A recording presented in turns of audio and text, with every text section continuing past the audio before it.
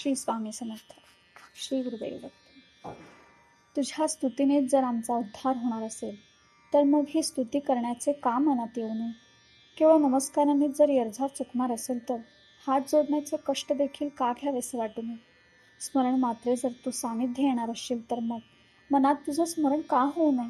हे देवा, पूर्वजन्मीचे काहीतरी ऋणानुबंध आहेत म्हणून तुझ्या भक्तीचा मार्ग मिळाला, पण मग असे अर्ध्यावर का सोडतोस. परीक्षा घेणे किंवा मनातील भावना पारखणे ही तुझ्या नित्याची बाब असली तरी आम्ही काही त्याला पात्र नाही.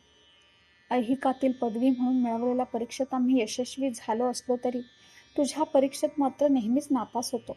तू नेहमीच न सुटणारी कोडी घालतोस आणि ती सोडवताना आयुष्य निघून जाते, मात्र गुंता काही सुटत नाही. आमच्या मनात निस्सीम भाव नाही हेच खरे, अन्यथा तू असे कठोर मन केले नसतेस. दत्त महाराजा, काहीही करून यातून सोडव अशा हाकेला नित्य धावून येणारा तू, अशी तुझी प्रसिद्धी आहे. भक्तांना मी ओलांडून जात नाही हे तुझे वचन आहे, मग माझ्या बाबतीतच हे सर्व का असत्य होते.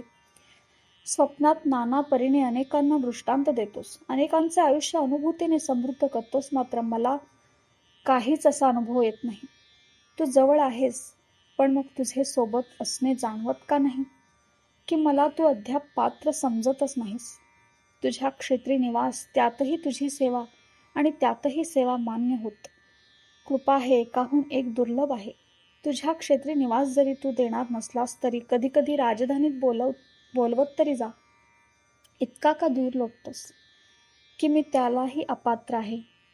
अशा तुझ्या दूर लोटण्याने आम्ही फार निराश होतो आणि मनात भावना अशी येते की आमच्या इतका महापातकी अन्य कोणी नाही.